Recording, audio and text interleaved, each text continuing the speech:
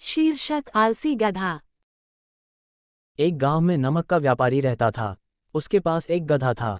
व्यापारी रोज अपने गोदाम से दुकान तक नमक ले जाने के लिए गधे का इस्तेमाल किया करता था।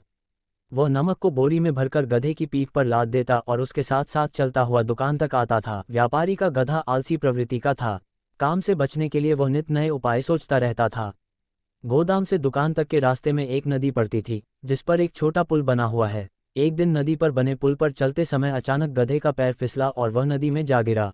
नदी के पानी से नमक की बोरी भीग गई। जब तक व्यापारी ने गधे को पानी से निकाला, तब तक बोरी में भरा बहुत सारा नमक घुल चुका था। गधा जब चलने लगा तो उसे बोरी का भार बहुत कम महसूस हुआ और वह खुश हो गया। उसने सोचा कि अपने ऊपर लदा बोझ हल्का करने का ये बहुत बढ़िया तरीका है। अगले दिन वह जानबूझकर नदी में गिर पड़ा। नमक पानी में घुल जाने से बोरी का वजन फिर कम हो गया। उसके बाद से वह हर रोज ऐसा ही करने लगा। रोज रोज गधे की ये हरकत देखकर व्यापारी उसकी चालाकी समझ गया। उसने गधे को सबक सिखाने का फैसला कर लिया और अगले दिन बोरी में नमक के स्थान पर रुई भरकर गधे की पीठ पर लाद दिया। रुई हल्की थी। इसके बाद भी आलसी गधे ने सोचा कि क्यों न रोज की तरह नदी के पानी में गिरकर इस वजन को और कम कर लिया जाए।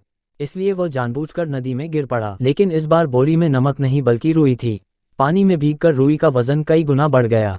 गधा जब उठकर चलने को हुआ तो इतने भारी बोझ से उसका बुरा हाल हो गया। उस दिन के बाद से उसने कभी आलस न करने का निर्णय किया। सीख, आलस का फल कभी न कभी मिल ही जाता है।